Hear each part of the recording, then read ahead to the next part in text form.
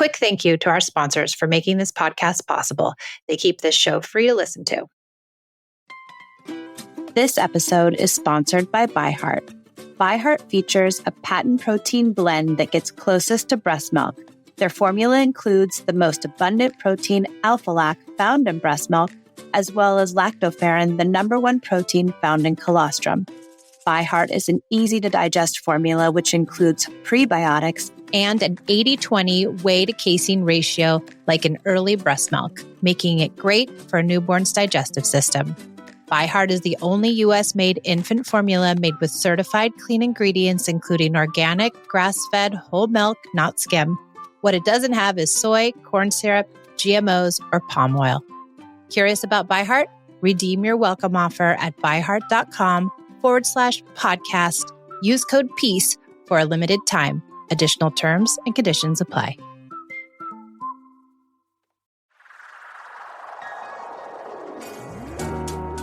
Hi, I'm Michelle, a mother of 2 teens. 13 years ago, I traded in punishments and rewards for connection. Now I prioritize relationship over behaviors, utilize play as a parenting tool, and set limits with empathy instead of consequences. Each week, I share my journey and interview clients, experts, and followers. Thanks for joining me on the Peace and Parenting podcast. I'm so glad you're here.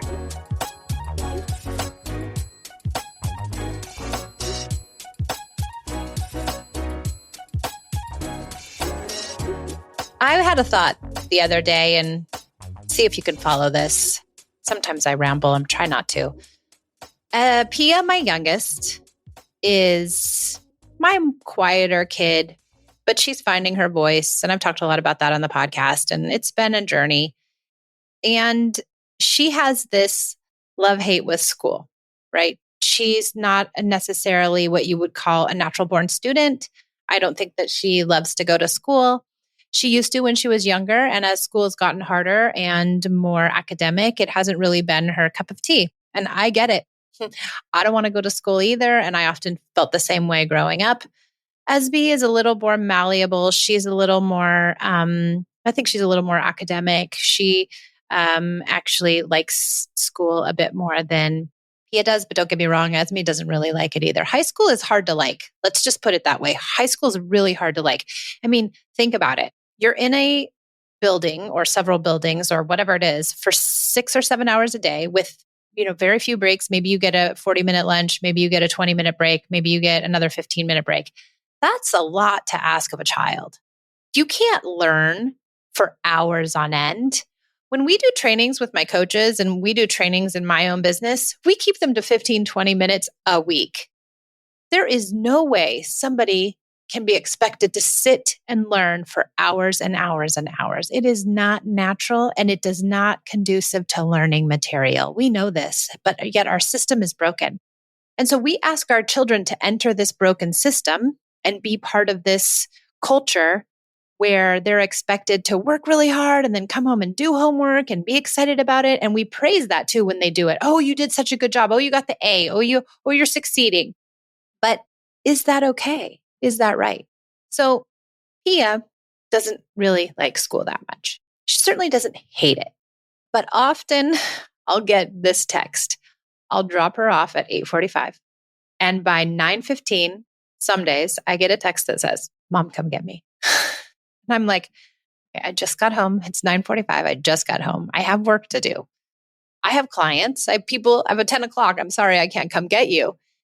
And I say that to her, like, I'm so sorry, I can't come get you. What's going on? I don't want to be here. It's too much. It's too hard. I'm too tired. It's, all the things. And so then when we get into a deeper conversation about it and she comes home, I'll say, is this not the school for you? Perhaps this isn't the school for you. Maybe we look into a different school for you, or we look into a different venue for you, or maybe homeschooling is an option. And when I bring these up to her, she always says, no, I want to go to my school. I wouldn't have any friends if I didn't go to school. I like my school. I think she likes the social aspect of school. I don't think she likes the academic aspect of school. And so she has this, duplicity going on, right? I like school. because it's fun and I get to see people and meet people and be in the mix. And yet I don't want to do all the work. It's tedious and hard. I want to drop in for a couple hours, say hi to everybody, and then I'd like to go home. And I don't blame her. So a few times during the week, I get these calls from her or these texts from her or texts from the nurse saying that she's in there and she wants to come home. And I know she's not sick. A few times she has been sick, but I know it's more that she doesn't want to spend her entire day there. Does this happen to you? Do you have the kid who doesn't want to spend the entire day at school and yet they like school? I see it in young kids too often. Like parents will report to me, my kid loves school, but he doesn't want to go. I have a hard time dropping him off. But when he gets there, he's fine. The teachers tell me he has a great time. So can this duality go on with our children where they might like certain aspects of school, but there are certain aspects of school that just they're not conducive for a kid's development, I don't believe. And, back to homeschooling, like I wish I would have probably homeschooled my kids, although they tell me they don't want to be homeschooled and they like it that they're in this environment, but they want the environment to change, right? I mean, that's ultimately what we would like is for the school environment to change so that it fit a child's developmental needs and it fit the academic needs and we could have more success all around. But that's not what's happening. So in these conversations I have with Pia, I say to her, well, okay, you don't want to go to homeschool. You don't want to change schools. You're like your school. But what do we do here, Pia? And she's like, I don't know, Mom. I really don't know. She feels like she's stuck between a rock and a hard place. And we have like alternative schools in Los Angeles. Like she could easily go to an alternative school, like an alternative education, like, independent study type of thing. And she's like, no, I don't want to do that because she'll tell me it's weird and I won't have friends and, I won't be able to go to the football games. And, I get that, right? We have this old nostalgic view of high school. I mean, I do for sure. I grew up in the late 80s, early 90s and in high school. And football games were huge and homecoming. And I grew up in a small town. And so the high school was everything. And I didn't necessarily like school either, but I loved that stuff. I thought it was amazing. I mean, we lived for those moments. Like you lived for Friday night. That's what you lived for. Just tried to grind through your week so you could get to Friday night so you could hang with your friends. But would you have had that big friend group had you not been in school? We're hitting pause for a moment to thank our sponsors. These brands make sure you can listen to this podcast for free. ADHD affects so many of our families, and finding the right care can be a challenge. With Done, you can get the care you need 24/7. At donefirst.com, you have an expert team who can help you get personalized treatment for you and your sweet kids. ADHD doesn't have to jeopardize the connection you share with your family. Take a free 1-minute assessment and book an appointment with a licensed ADHD clinician as soon as the next day. Get continuous care, one-click refills, insurance coverage, and 24/7 care team support with Done for just $79 a month and pharmacy copays as low as $0. Visit get.donefirst.com/podcast to learn more. Done. Turn ADHD into your strength.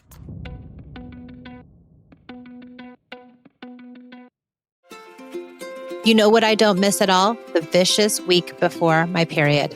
I always used to feel like I was walking in quicksand and craving the most unhealthy of foods. My sleep was always off and my moods were unpredictable. Now it's easier to manage PMS with Estro Control. Happy Mammoth, the company that created Hormone Harmony, is dedicated to making women's lives easier. And that means using only science-backed ingredients that have been proven to work for women. They make no compromise when it comes to quality, and it shows. And the biggest benefit, feeling like myself again. That's what women mention over and over in their reviews, and there are over 14,000 reviews of Hormone Harmony. For a limited time, you can get 15% off the entire first order at happymammoth.com. Just use code PEACE at checkout. That's happymammoth.com and use the code PEACE for 15% off today.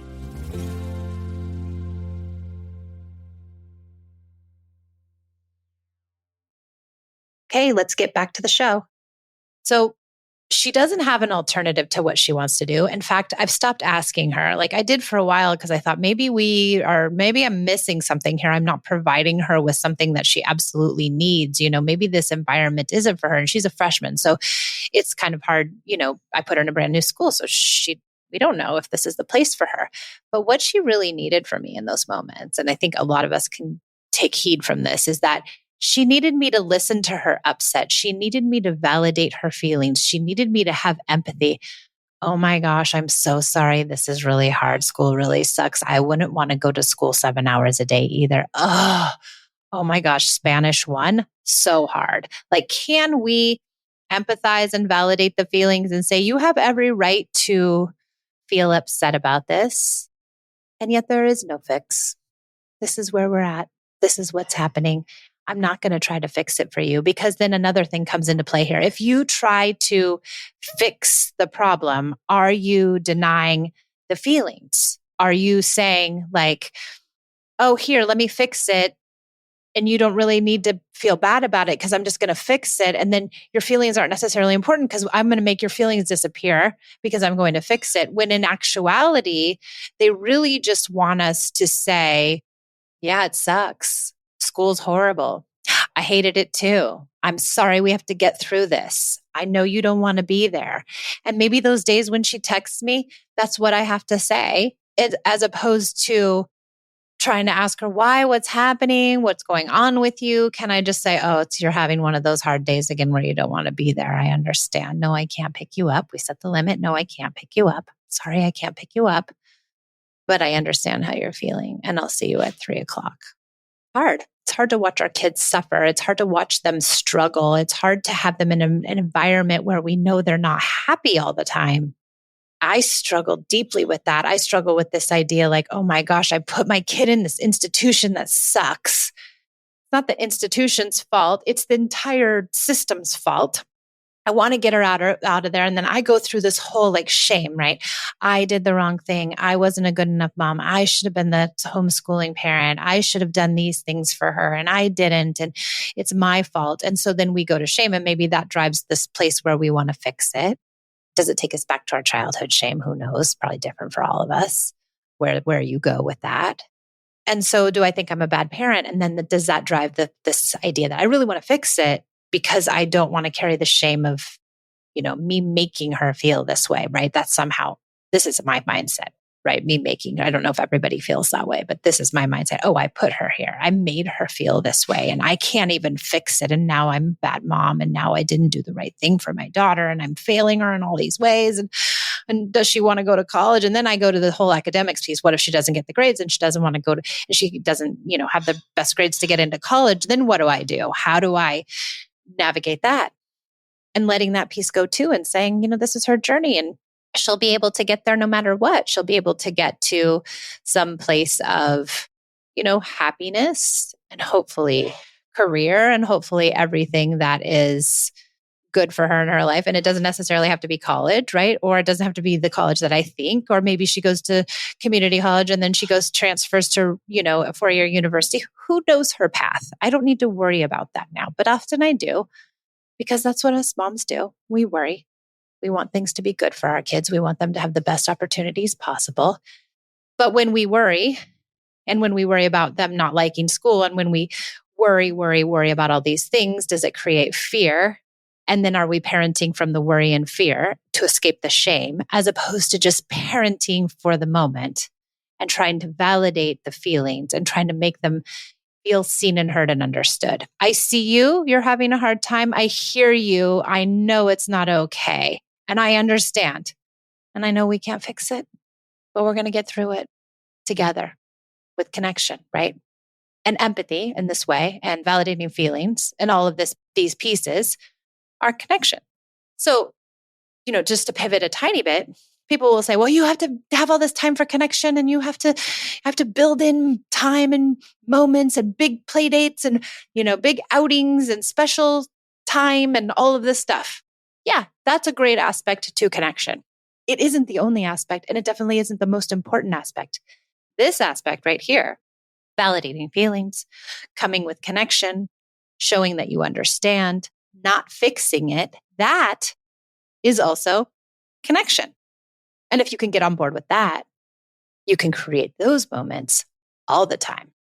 I want an extra cookie. Validate. She wouldn't play with me.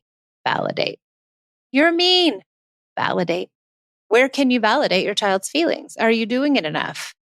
Can you do it all the time? Or are you trying to fix? Or are you ignoring? Or who knows? Are you fighting about it? Are you going against them? Telling them they don't have the right to feel this way? Lots of things happen in parenting, right? Just something to think about in this duality of school. And I was contemplating these big, deep thoughts on my drive home as my daughter's texting me before I even leave the parking lot. Can you come get me? That happened the other day. And I was like, holy moly, I don't even know what to do with this. I had to sit for a minute. I was like, I'm driving. I'm not going to text her back. It's only a 10-minute drive home. And I thought, I have to sit with this for a minute. I don't have to respond to her right now. Why is she texting in school? Anyway, she shouldn't be doing that. And, I just had to say, no, I can't. I can't come get you. I'm sorry you're struggling, but I can't come get you. And then it all started to crash on me. And I was like, there's some bigger things here for me and possibly for others. And parenting is a deep look at yourself, right? It's the look at your own thoughts and fears and thought processes and, where your own conjecture comes from. Does it come from your childhood? Likely does, and how is it coming out and how are you treated and how's that playing out with your kids? And I think that's what this work is all about. It really isn't about like, what do I do if my kid won't put their shoes on? Great question, but is it about that? Or is it about why are you upset that your kid won't put their shoe on? Can you go there instead? And when you go there, then you get to deeper meaning. When you get to deeper meaning, you have mindset shifts. And when you have mindset shifts, you change your behavior. That's why coaching is so important and so pivotal and helpful in parenting is because you get to sit with somebody who can see your blind spots. I can see your blind spot. Here it is. Here's your fear. I see what's happening here. Let me show you. Let me walk you through this. Let me ask you a question here. Where is that coming from? Why do you think that?